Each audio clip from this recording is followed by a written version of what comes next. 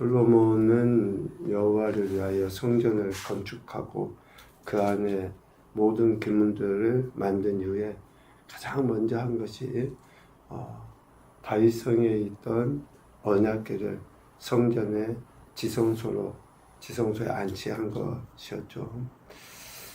언약궤를 안치하기 위하여 이스라엘의 모든 지도자들, 특별히 지파의 우두머리 족장들, 그들을 다 소집을 하고 레위 사람들을 통해서 그 언약궤를 메고 지성소에 안치하도록 했었죠. 왜 그런 일을 먼저 했을까? 언약궤가 가지는 의미가 있잖아요. 하나님의 말씀, 하나님의 임재, 하나님의 영광. 그러니까 언약궤를 옮겼다고 하는 것은 결국 뭡니까? 이스라엘은 하나님의 말씀에 다스림을 받아야 될 백성이다. 아니요. 이스라엘은 지금까지 하나님의 말씀에 의해서 여기까지 온 거죠. 하나님이 인도하시고 하나님이 역사하셨다고 하는 것은 결국 하나님의 말씀에 다스림 가운데 오늘 솔로몬이 성전을 완성할 수 있게 되었고 이스라엘이 존재하게 된 것이다 라는 것을 온 천하에 공표한 것이라고 할 수 있습니다. 그리고 솔로몬은 언약궤를 안치한 이후에 그곳에서 임재하신 하나님의 영광을 바라보고 하나님께 기도하죠. 그리고 이제 이스라엘 백성을 향해 그들을 축복하며 권면하기를 6장 말씀을 통해서 보여지듯이 이스라엘 백성, 더 나아가서는 이방 사람들까지 하나님의 성전에서 기도하면 하나님이 들으실 것이다. 환난 당한 자, 또 혹 전쟁에 출정하려 하는 자, 여러 가지 상황 가운데 있는 자들이 하나님 앞에 나와 성전에서 기도하면 하나님이 들으실 것이다. 응답해 주실 것이다. 라고 권면했었죠. 그리고 오늘 우리가 읽은 7장의 말씀은 이제 그 성전을 하나님 앞에 봉헌해 드립니다. 낙성식이라고 하죠. 솔로몬은 이렇게 이스라엘 백성을 축복하고 또 기도하기를 마치죠. 그랬을 때 7장 1절에 보니까 불이 하늘에서부터 내려와서 그 번제물과 제물들을 사르고 여호와의 영광이 성전에 가득하게 됩니다. 이 모습 자체가 결국은 뭡니까? 하나님께서 솔로몬이 건축한 이 성전을 연락하셨다, 받으셨다 라는 것을 의미하죠. 그리고 더 나아가 솔로몬의 그 기도를 하나님이 응답하셨다. 하나님이 택하신 백성 이스라엘, 그리고 하나님의 인도하심으로 건축하게 된 이 성전을 하나님이 기쁘게 받으셨다 라고 하는 것의 표식이 뭐예요? 바로 불이 하늘에서부터 내려와서 제물들을 사르고 영광이 성전에 가득하게 됨으로 나타내 보여줍니다. 하나님께서 응답하셨다, 받으셨다 라고 하는 것의 그 확증, 이것은 실질적으로 솔로몬이 건축하고 봉헌한 이 성전 이전에도 하나님이 같은 방식으로 연락하셨다, 기도를 응답하셨다 라고 하는 행태들을 보여주셨어요. 레위기에 보면 모세가 하나님 앞에 성막에서 희생제사를 드렸을 때에도 똑같은 방식으로 응답하셨거든요. 불이 내리셨다.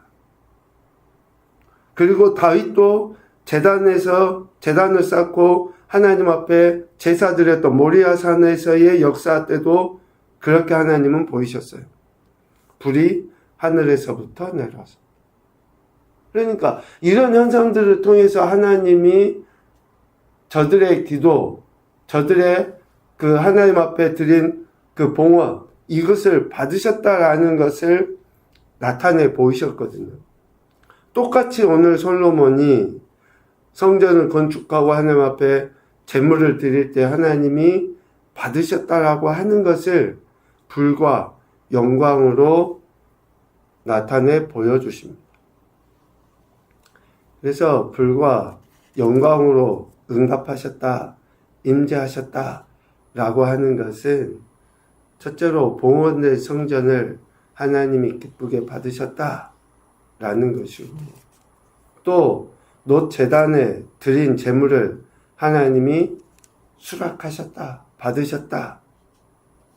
그러니까 결국 성전이 하나님께 제사하는 곳이다 라고 하는 것을 하나님이 인정해 주신 것이고, 또 성전이 기도 그리고 속죄의 장소이다 라는 것을 드러내 보여주셔요. 두 가지 의미입니다. 성전은 기도하는 곳이기도 하고 속죄함을 받는 곳이기도 하고, 하나님께서 임재하시는 그곳, 불과 영광으로 임재하시는 그곳이라고 할 때의 성전은 기도하는 곳인가, 또 죄를 사함받는 장소라는 것이고, 그리고 한 가지 더 의미는 하나님께서 살아계시는 참신이시다 라는 것을 분명하게 나타내 보이는 것이죠. 불과 영광으로 임재하심으로 그렇게 하나님의 하나님 되심을 스스로 나타내 보이시는 것입니다. 하나님은 성전을 건축하고 봉헌하는 솔로몬의 간구, 기도를 들으시고 택하신 백성 이스라엘을 향한 그러한 사랑을 연락하시는 것으로 나타내 보여주십니다. 그래서 이스라엘로 하여금 기쁨으로 즐거이 하나님 앞에 나와 기도하고 예배하고 날마다 성전을 향해 즐거움으로 그렇게 예배하고 제사할 수 있도록 하나님이 인도해 주시는 거죠.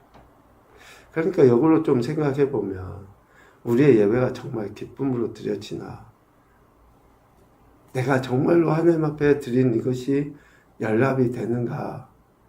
나는 뭔가 한다고 하는데 기쁨이 없어, 감사가 없어.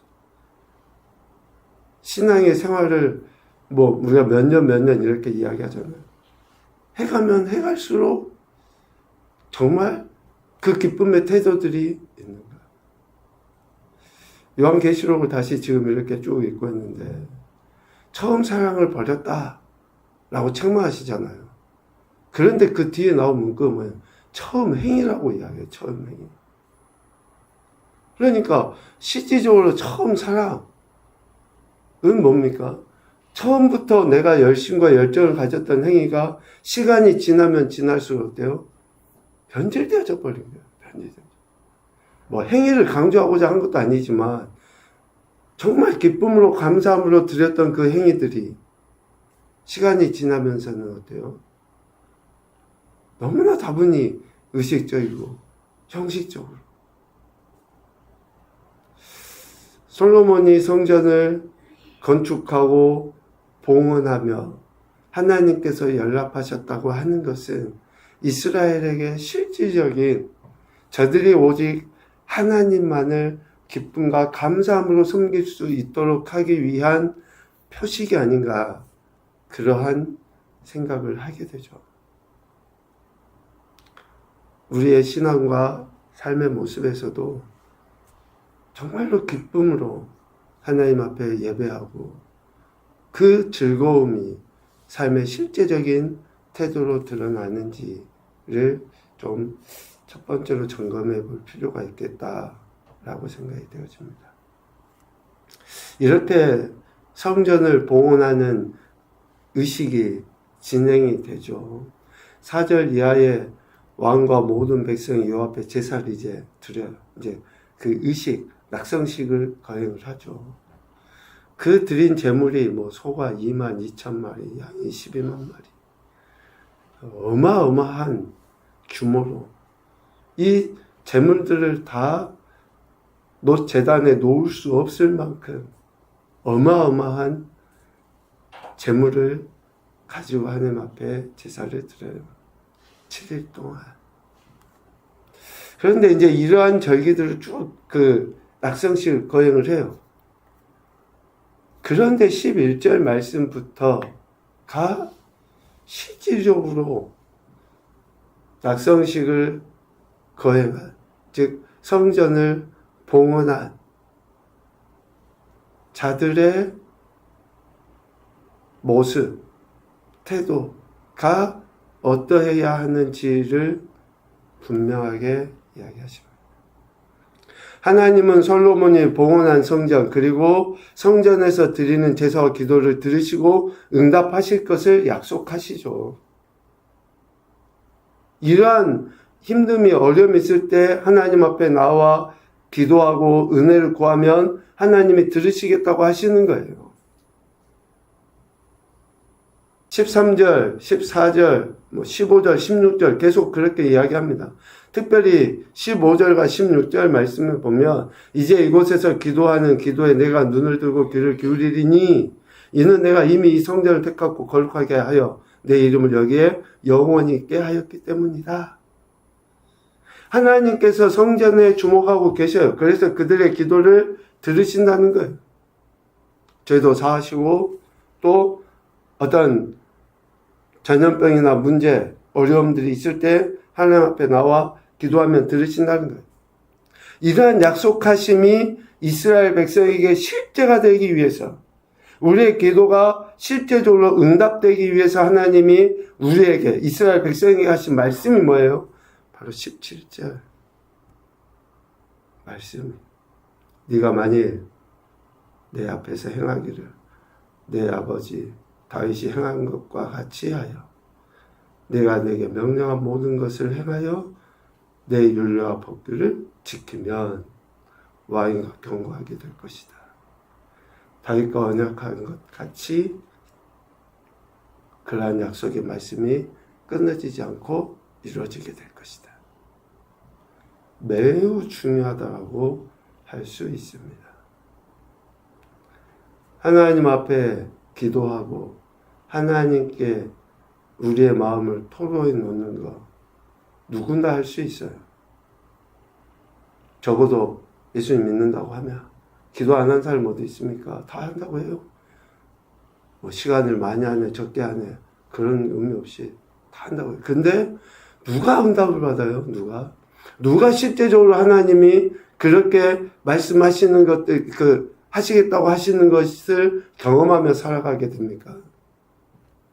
17절 아버지 다윗이 행한 것과 같이 명령한 것을 행하여 율례와 법규를 지키는 사람들, 즉 다윗이 하나님의 명령을 듣고 지켜 순종한 것과 같은 삶의 태도를 보일 때에 특별히 이스라엘의 왕들, 다윗의 후손 가운데 왕으로 세움을 받은 자들을 평가할 때에 유다 왕들에 대해서 하나님이 어떻게 평가하십니까? 그의 조상 다윗의 모든 행실과 같이 여호와의 보시기에 정직하게 행하였다? 아니면 그렇지 아니했다? 라고 왕들에 대해서 평가하시잖아요. 그러니까 실질적인 기도의 응답은 뭡니까? 다윗이 하나님의 말씀에 순종한 것과 같이 순종할 때에 실질적인 응답이 이루어지게 된다는 거예요. 계시록 말씀을 다시 잠깐 이야기하면 7교회 보낼 때마다 그 이야기하잖아요. 귀 있는 자가 듣게 된다. 성령이 그에 하시는 말씀을 들어라. 이 말씀으로 제게 또 여러분에게 오늘 17절 그리고 18절 말씀으로 권면하시는 하나님의 음성을 들을 수 있기를 소망합니다. 우리가 성전을 건축했다, 아니면 성전을 봉헌했다, 또 아니면 그냥 오늘 우리 모습처럼 내가 예배를 드렸다, 기도했다 라고 하는 것이 어때요? 실제적으로 우리 삶에 하나님의 영광, 임재, 응답으로 나타나기 위해서는 그 하나님의 말씀에 대한 태도가 있어야 된다. 그런데 그러한 행태들은 해요. 예배는 드려요. 또 뭐 성전은 건축했다고 해요. 봉헌했다고 해요. 그런데 하나님의 말씀을 듣지 않아요. 하나님을 제대로 섬기지 않아요. 19절, 20절과 같이. 그렇게 하지 않아요. 그러면 어떻게 됩니까? 너희가 만일 돌아서서 내가 너희 앞에 둔 내 율례와 명령을 버리고 가서 다른 신들을 섬겨 그들을 경배하며 내가 너희에게 준 땅에서 그 뿌리를 뽑아내고 내 이름을 위하여 거룩하게 한 이 성전을 내 앞에서 버려 모든 민족 중에 속담거리와 이야기거리가 되게 할 것이다. 이 성전이 비록 높을지라도 그리로 지나가는 자마다 놀라 이르되 여호와께서 무슨 까닭으로 이 땅과 이 성전에 이같이 행하셨는고.